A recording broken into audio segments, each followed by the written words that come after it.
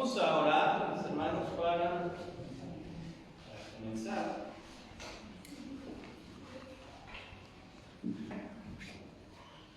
Vamos a orar.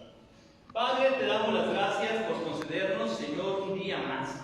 Y un día más en este lugar, Señor, en el que hemos cantado, hemos alabado tu nombre, Señor, pero a través de cada alabanza, confesado también nuestro deseo de servir.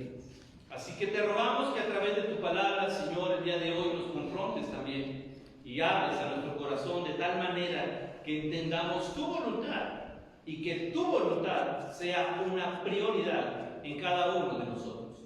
Gracias te damos, Señor, en el nombre de Cristo Jesús. Amén. Amén. Tome su lugar, hermanos. De nuevo, retomando lo que hace 8 días comentábamos, hermanos, hablar de la Reforma Protestante, del mes de la Reforma Protestante. ¿Se acuerda de quién le comenté la biografía la semana pasada? ¿De quién hablamos? ¿De quién les leí la biografía? Porque luego tomamos todo lo que es la Reforma solamente al siglo XVI, de Martín Lutero para adelante. Pero detrás hubo gente que inició eso, ¿no? Pedro Baldo, el grupo llamado los valdenses. Bueno, pues él tuvo, hermanos, su ministerio ahí por el 1100, en ese siglo, hermanos. Imagínense, la Reforma Protestante está tachada en 1517 y todo inició ahí. Pedro Baldo comenzó su obra en 1100. Ahora déjenme leerles rapiditamente, así para que no se desesperen, la historia de Juan Wycliffe, la estrella de la mañana de la Reforma Protestante. El trabajo de John Wycliffe, un filósofo, teólogo, traductor bíblico, sacerdote y profesor de Oxford, fue fundamental para el desarrollo posterior de la Reforma Protestante. Causó gran impacto en la Iglesia. 43 años después de su muerte, desenterraron su cuerpo, quemaron sus restos y los arrojaron a las cenizas del río Swift. Aún así no pudieron deshacerse de él, porque sus enseñanzas, aunque oprimidas, continuaron extendiéndose.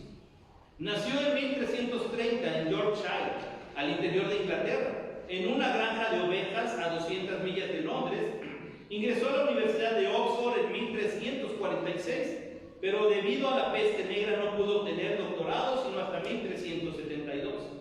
Sin embargo, para entonces ya era considerado el principal filósofo y teólogo de Oxford. Se aplicó rigurosamente al estudio de la teología y de las escrituras, y mientras lo hacía, se dio cuenta de lo mucho que la Iglesia se había desviado. En la década de 1370, John Wycliffe produjo 3 obras significativas. La primera sobre el dominio divino, y apuntó a la autoridad papal. Wycliffe no pudo encontrar una orden bíblica para el papado. De hecho, argumentó que el papado entraba en conflicto y ocultaba la verdadera autoridad de la Iglesia y de las Escrituras. La segunda obra importante fue sobre el dominio civil. Aquí Wycliffe apuntó a la autoridad de la Iglesia Católica sobre la corona inglesa y la nobleza. No vio ninguna razón para que Inglaterra se viera obligada a apoyar a una iglesia así. En su tercer trabajo principal sobre la verdad de las Sagradas Escrituras, desarrolló la doctrina de la autoridad bíblica. Estas 3 obras fueron cruciales para preparar el escenario de la Reforma. 2 miembros de la facultad que visitaban Oxford regresaron con los escritos de Wycliffe a su ciudad natal, en Praga, y estas obras se ofrecerían posteriormente a manos de Juan Hus. Dentro de 8 días hablamos de Juan Hus. En 1374, Wycliffe se convirtió en el rector de la parroquia de Lutherworth. Mientras tanto, Roma había exigido apoyo financiero de Inglaterra mientras luchaba por recaudar dinero para resistir un posible ataque francés. Wycliffe aconsejó a su señor local, John de Camp, que le dijera al parlamento que no cumpliera. Argumentó que la iglesia ya era demasiado rica y que Cristo llamó a sus discípulos a la pobreza, no a la riqueza. Tales opiniones y sus escritos hicieron que Wycliffe se metiera en problemas y fuera llevado a Londres para responder a los cargos de herejía. La audiencia apenas había comenzado cuando la controversia se avivó en el recinto. Pronto estallaron en una discusión abierta que terminó con la reunión. 3 meses después, el Papa Gregorio XI emitió 5 bulas o edictos de la Iglesia contra Wycliffe, en los cuales fue acusado de 18 cargos y fue llamado el maestro de los errores. En una audiencia posterior ante el arzobispo del Palacio de Lambert, Whitfield respondió: estoy listo para defender mis convicciones hasta la muerte. He seguido las Sagradas Escrituras.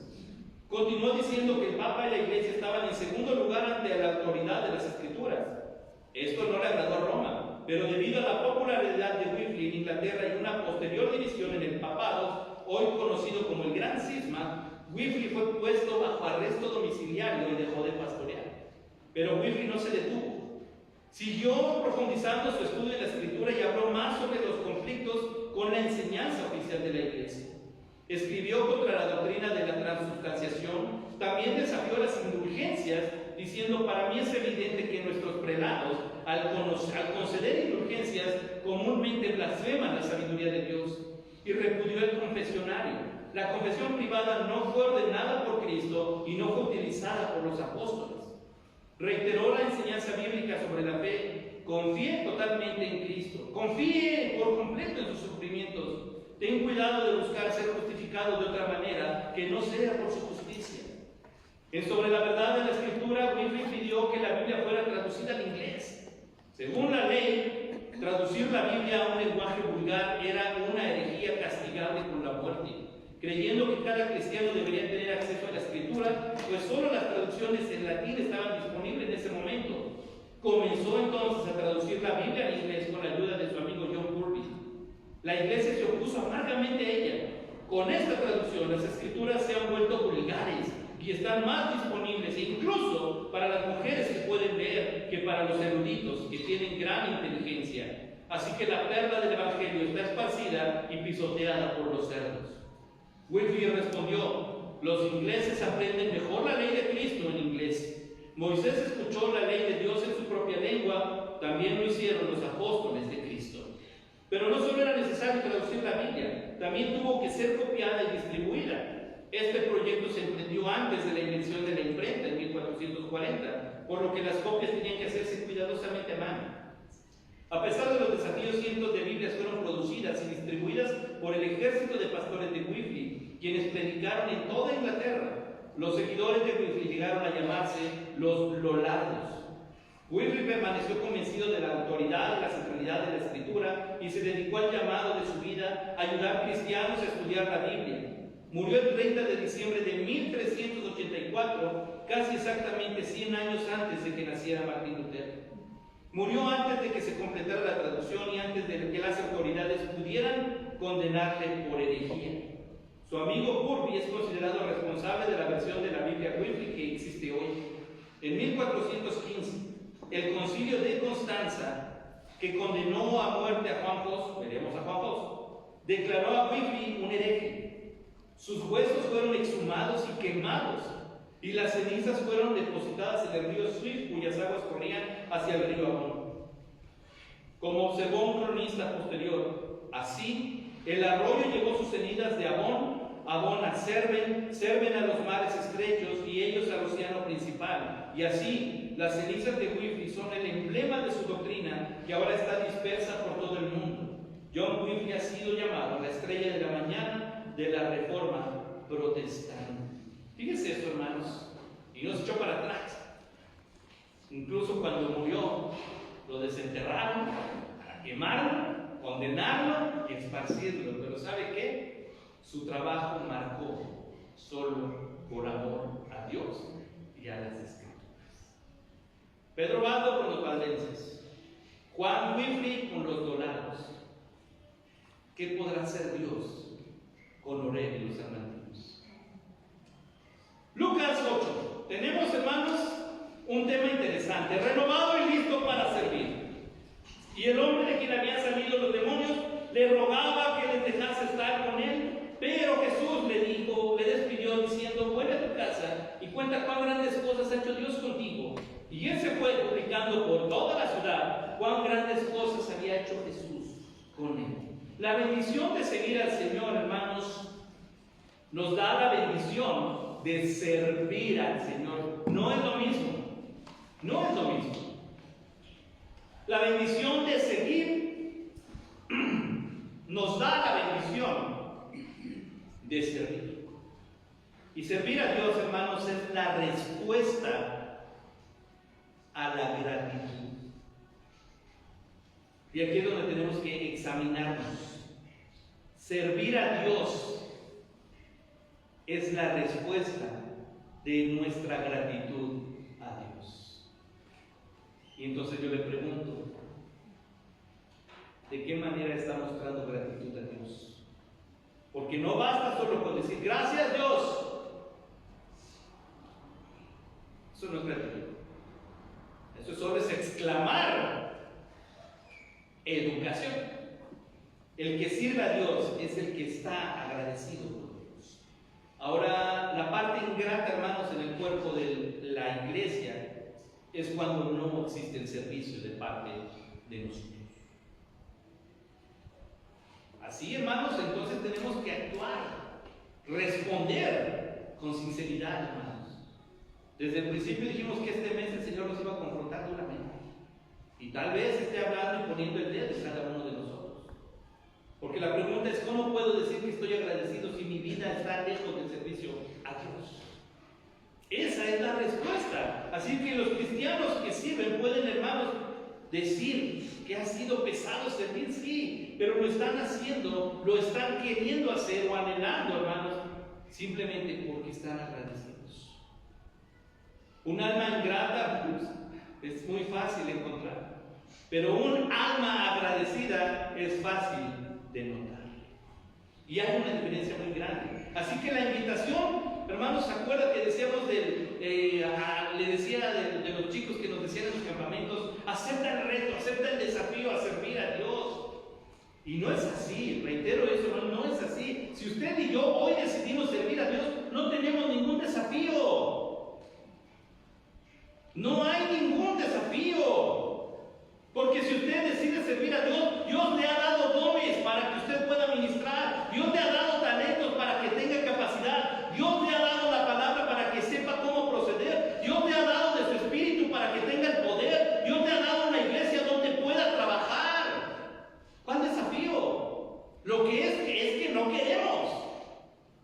El desafío lo tiene Dios, porque usted y yo somos tan falibles que le hemos dicho a Dios sí y no lo hemos cumplido.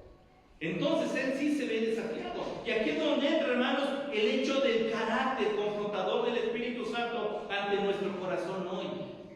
La renovación en la vida va de la mano con el servicio. Un cristiano debe estar involucrado en el servicio a Dios. Acabamos de leer, hermanos, la biografía de un hombre que fue desafiado, hermanos, por la institución más poderosa en su momento. O sea, en el oscurantismo, hermanos, que se le conoce así ese periodo, no era una opción. Si usted levantaba la escritura y se ponía a hablar en el nombre de Jesús, lo quemaban vivo.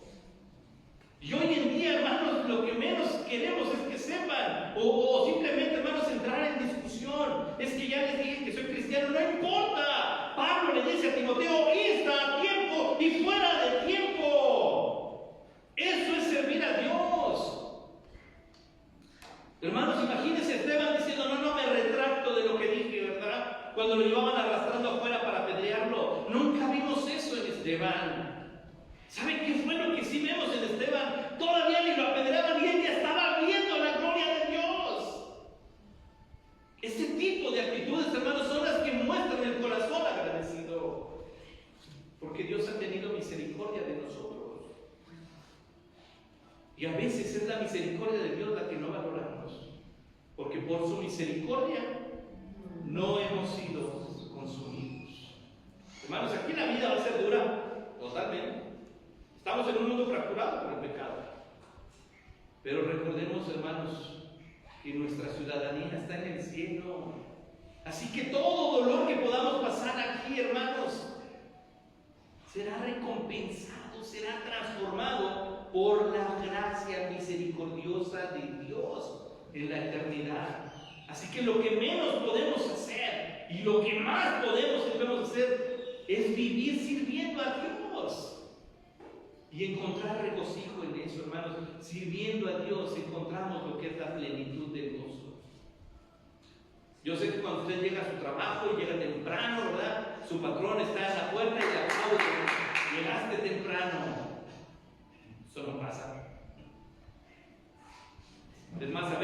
patrón llega hasta el final, el jefe, ¿verdad? Pero ¿sabe quién se está observando si usted llega al mundo?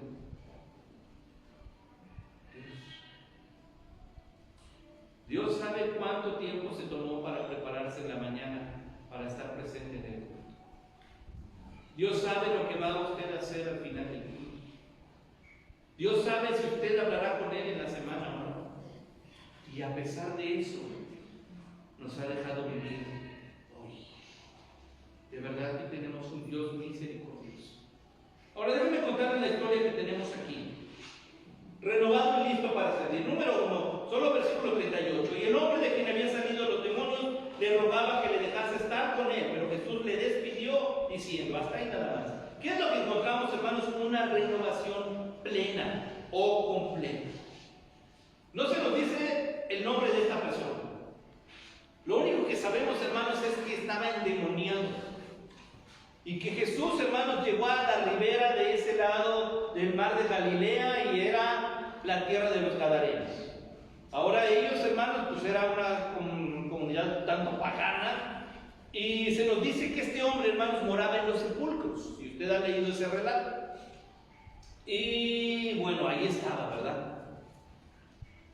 La orilla del río, hermanos, era lo que servía para esa región como cementerios. Lo que nos hace saber que este hombre había sido desechado de la cercanía del pueblo. Ya no estaba con su familia, ya no estaba con sus amigos. Los únicos que lo acompañaban eran los cadáveres con los que estaba. Y este hombre, hermanos, fue quebrado de su voluntad. Nada más por una legión de demonios. ¿Se acuerdan cuánto forman una legión? 6,000. Son 6,000 demonios los que tenía este tipo. Así que naturalmente tenía una fuerza descomunal. No usaba ropa, era agresivo, era violento, se sangraba, se lastimaba. Nada más, hermanos, 6,000 demonios estaban en su cuerpo. Pero Jesús se acercó.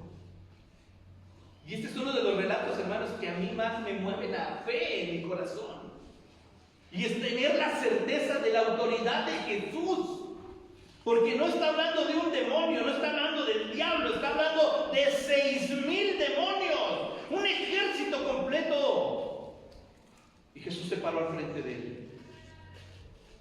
¿Y sabe qué dijo el demonio? Porque el que habló ahí no fue el hombre, fue el demonio. O los demonios. No me atormentes. Jesús no había hecho nada. ¿Saben qué fue lo que hizo? Acto de presencia. Y eso ya significó temor, terror, miedo para 6,000 demonios. Esa es la magnitud de nuestro Dios. Hermanos, qué pecado, qué dolor, qué enfermedad agobia nuestra vida.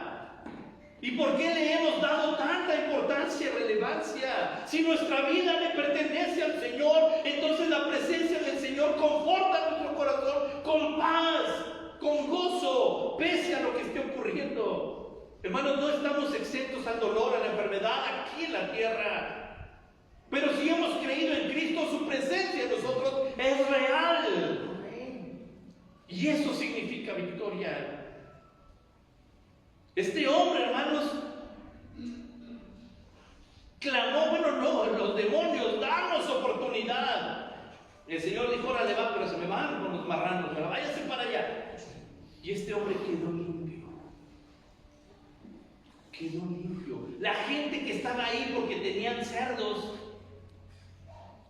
los que cuidaban, los dueños, sabemos que estaban ahí cuidando a los cochinitos, ¿verdad? Se dieron cuenta de esto. Se dieron cuenta de que esos animales salieron, hermanos, en estampida, y que de repente el hombre que gritaba, el hombre peligroso, el hombre que olía mal, el hombre que estaba entre cadáveres, ahora está parado. Y ese hombre que se paró junto a él, junto con sus apóstoles, lo están cubriendo.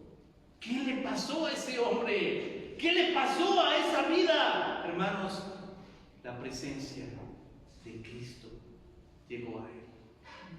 Y esto es lo que marca la diferencia. Por eso estamos hablando de una renovación completa, hermanos. La legión de demonios tembló ante la presencia del Señor. El testimonio público de esta persona cambió la presencia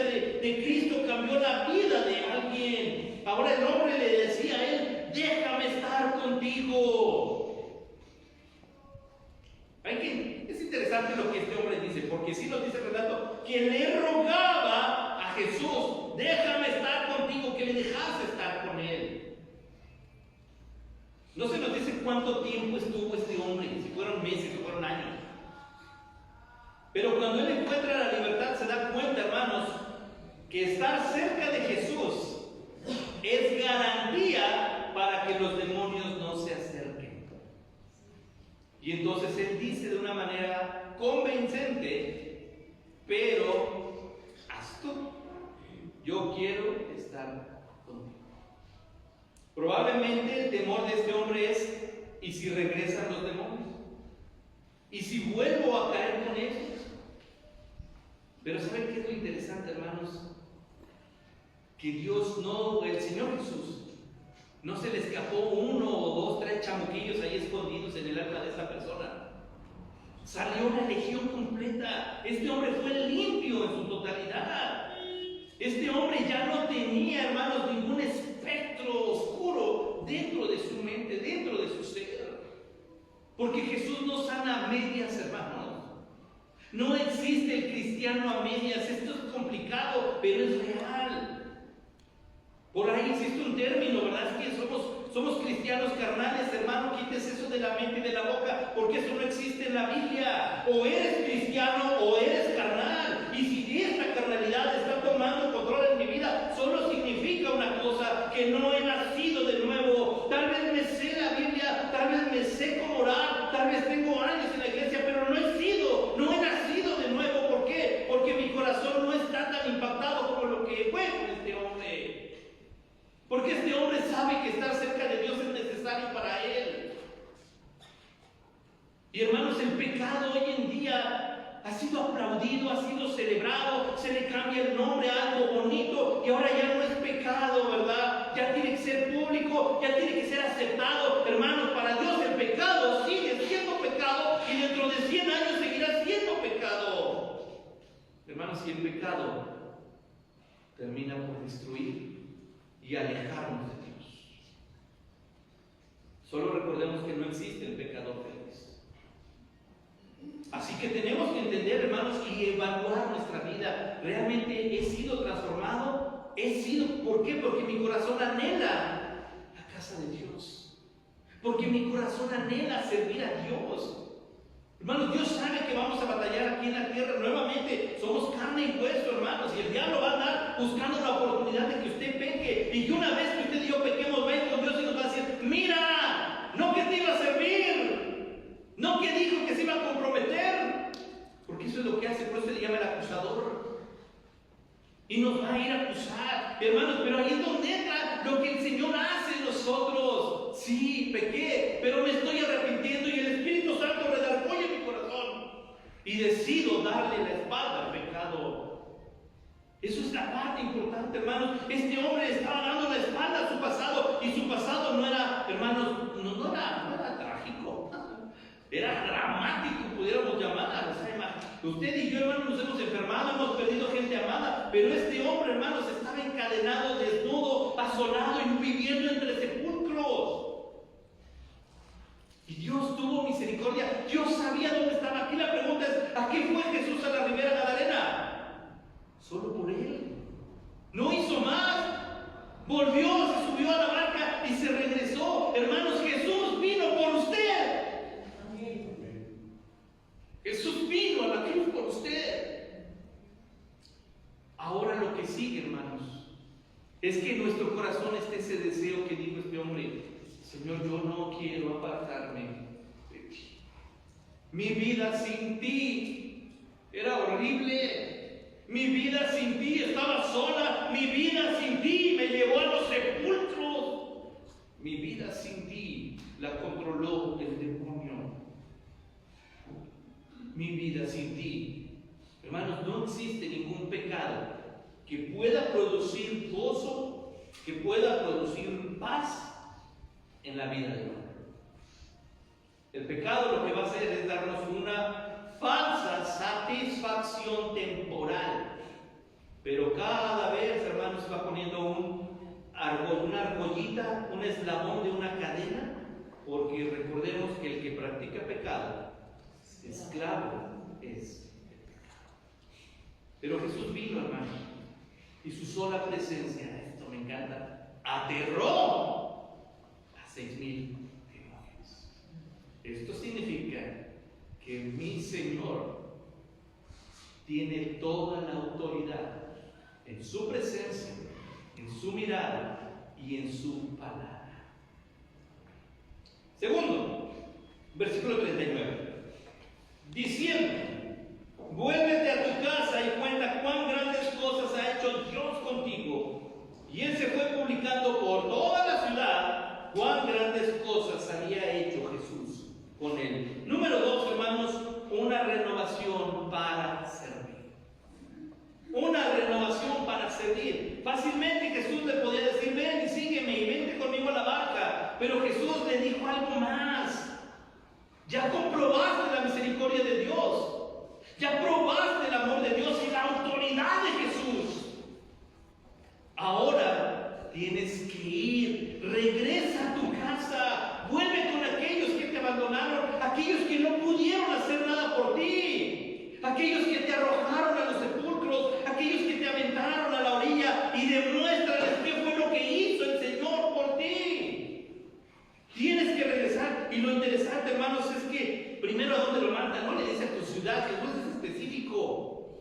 Vuelve a tu casa. Primero ve y háblale a tu casa, a tu familia, a los que moran en tu techo. Diles que Dios tuvo misericordia de ti.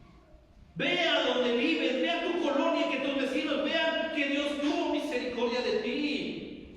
Ve y cumple tu horario de trabajo y háblales de cuánta misericordia tuvo Dios de ti. Ve a la escuela y dile a tus compañeros que Dios tuvo misericordia de ti. De eso se trata, hermanos, el haber sido llamado. Jesús fue a nadar, hermanos, solamente a comisionar y salvar a un hombre. Una vez que has sido salvado, yo quiero que tú me sirvas. Y este hombre, hermanos, llegó a la ciudad y la gente solo con verlo se sorprendió. ¿Que no era este el que estaba desnudo? ¿Que no era este el que encadenamos? ¿Que no era este el que comía sepulcros? ¿Que no era este el que comía en los sepulcros, perdón? ¿No era este el que andaba ya con cabello largo, barbón, sucio? ¿Qué está haciendo aquí hablándonos de Jesús de Nazaret? Hermanos, él estaba agradecido porque dice aquí Lucas que se fue hablando de cuán grandes cosas había hecho Dios con él. ¿Qué es lo que ha hecho Dios con usted? Dios ha hecho grandes cosas con usted y para usted.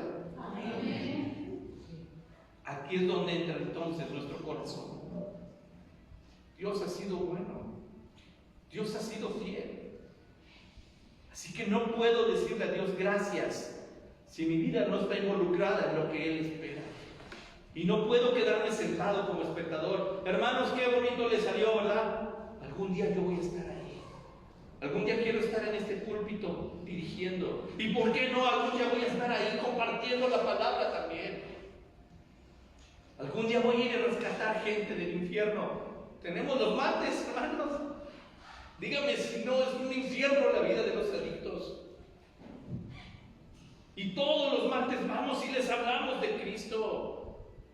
Y llegamos, hermanos, y los muchachos, algunos tienen cara de malo, otros cara de que nos van a ignorar, otros vienen bien tatuados. ¿Y saben qué? Tienen necesidad de Jesucristo. Y estamos yendo. Y no ha habido un solo martes, hermanos, en que regresemos diciendo, ya no vamos. Cada martes regresamos diciendo, cuán grandes cosas ha hecho Dios. Porque no somos nosotros, hermanos. Salmos dice, no a nosotros, oh Jehová, no a nosotros, sino a tu nombre da gloria. Así que si usted y yo hacemos algo para Dios, es porque estamos agradecidos y esperamos que aquel que mire, escuche y vea pueda decir gloria a Dios. Así que tenemos que tomar, hermanos, decisiones para servir. Este hombre, hermanos, es un claro ejemplo de lo que es un corazón agradecido. Fue publicando por toda la ciudad cuán grandes cosas había hecho Jesús con él. Hermanos, este muchacho no tuvo tiempo para andar con los apóstoles. Este muchacho no tuvo tiempo para irse a estudiar con Pablo. Este muchacho no tuvo tiempo para sentarse a los pies de Pedro y decirle, explícame. Este hombre dijo, lo que Dios hizo conmigo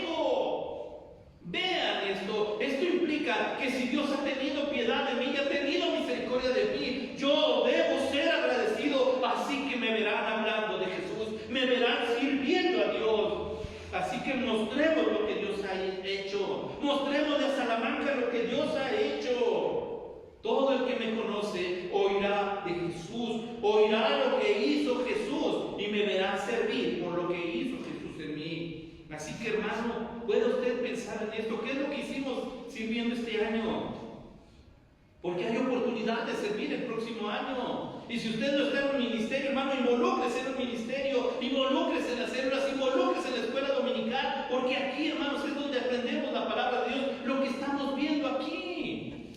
Y con el deseo de todo el corazón voy a ser el mejor, porque Dios ha sido bueno. Si voy a dirigir un culto, seré el mejor director, porque Dios ha sido bueno conmigo. Si voy a tocar un instrumento, seré el mejor, porque voy a tocar para el nombre de mi Señor. Si voy a estar en la puerta, recibiré a la gente con una sonrisa y seré el mejor ujier, porque Dios ha sido bueno conmigo. Y regresaré a mi casa y seré el mejor esposo, porque Dios ha sido bueno conmigo. De eso se trata el servir, hermanos. No solo decir gracias a Dios, sino de realmente tener el deseo de vivir sirviendo a Dios. Así que podamos terminar, hermanos, diciéndole a Dios: te voy a servir. Además, dígale al hermano que está junto, dígale a través del pastor y sus consejeros. Dígale al hermano junto: hermano, usted me va a ver servir a Dios. No le dé temor, dígaselo. Lo voy a voltear para que no le dé pena. Dígale a alguien: hermano, usted me verá servir a Dios. No le dé pena. Hermano, hermana, me vas a ver sirviendo a Dios, Me vas a ver sirviendo a Dios. Porque Dios, hermanos, ha hecho grandes cosas y nos ha renovado para estar listos y servir. Que el Señor nos use, hermanos, y que sea su nombre glorificado. Padre, te damos gracias por tu palabra. Te damos gracias, Señor, porque podemos a través de ella encontrar, Padre, pues un llamado de atención tuyo, lleno de amor y de verdad. Queremos responder, Señor, conforme a tu voluntad. Danos valor, Señor, para hacerlo, para servir, Señor, caminar en tus pasos, seguir la senda, Señor, seguir el camino. Y si tú nos has concedido una iglesia, entonces servirte y glorificarte a través de tu iglesia. Gracias por tu palabra, Señor. Gracias en el nombre de Cristo Jesús. Amén. Dios les bendiga, hermano.